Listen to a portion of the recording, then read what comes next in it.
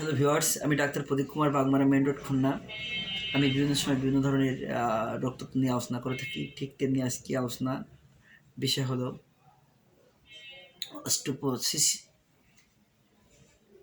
বা হাড় ক্ষয়। তো আমাদের এই হাড় ক্ষয়টা কেন হয়ে থাকে এটা নিয়ে প্রথমে বলবো। আমাদের মানবদেহের বিভিন্ন কারণে বিভিন্ন সময় হাড় হতে পারে বা ক্ষয়ে যায়। তার অন্যতম কারণ হলো যদি কোনো মানুষ অপারেশন করা হয় বা বিভিন্ন কারণে খাদ্যাভ্যাসের কারণে হোক, এই হাড় ক্ষয় ধীরে ধীরে হতে থাকে। এমনকি এটি অনেক সময় অনেকের পা হাড় ছিদ্র হয়ে যেতে পারে। তো আমরা কীভাবে বুঝবো যে আমাদের হাড় হচ্ছে?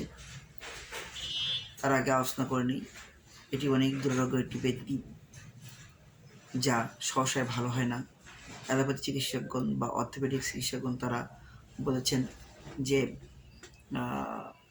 এটি এমন একটি দুরারোগ্য ব্যাধি যে আস্তে আস্তে সে পঙ্গুত্ব বরণ করবে এবং আস্তে মৃত্যুর দিকে ঢলে পড়বে। এটা দুরারোগ্য একটি ব্যাধি। ঠিক আমি কয়েকটি রোগীর উপরে এটা করলাম এবং একটি রোগী, তার বয়স ছিল 24 বছর। আমি এই ছেলেটার উপরে বেশ একটু গবেষণা করলাম, দেখলাম এবং তাকে রেফার করা হয়েছিল কলকাতা, ভারত অথবা ঢাকা। তো রোগীটাকে আমার কাছে কোনো একজন ব্যক্তি নিয়ে আসলেন। আসার পরে সে খুব অসহায় এবং তার মন ভেঙে গেছে। অনেক অল্প বয়সী ছিল, 23-24 বছর বয়স ছেলেটার। তো আমি তার উপর চিকিৎসা করার পর থেকে আমার ভিতরে একটা আলাদা কনফিডেন্স তৈরি হলো এবং সে মুক্তি পেল। এই জন্য আমি আজকে ভিডিওটা করতে আগ্রহী হলাম। তো যাই হোক, আমরা কীভাবে চিনতে পারবো যে হাড় ক্ষয় হয়ে যাচ্ছে, অস্টিওপোরোসিস এই রোগটা এসে আক্রান্ত হয়েছে? তো সেক্ষেত্রে আমরা বলবো যে তার সমস্ত গায়ে ব্যথা হবে, পায়ে ব্যথা হবে, আপনার ঘাড়ে ব্যথা হবে, মেরুদণ্ডে ব্যথা হবে,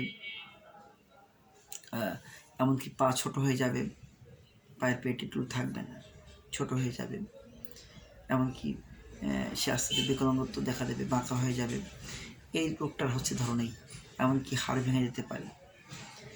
তো এই সকল লক্ষণ যখন আসবে তখন আমরা মনে করব যে হাড় ক্ষয়ে সে আক্রান্ত হয়েছে। তো আমরা এই চিকিৎসাটা হচ্ছে অনেক বড় একটা চিকিৎসা। রোগী দেখতে হবে, বুঝতে হবে, তারপর চিকিৎসা।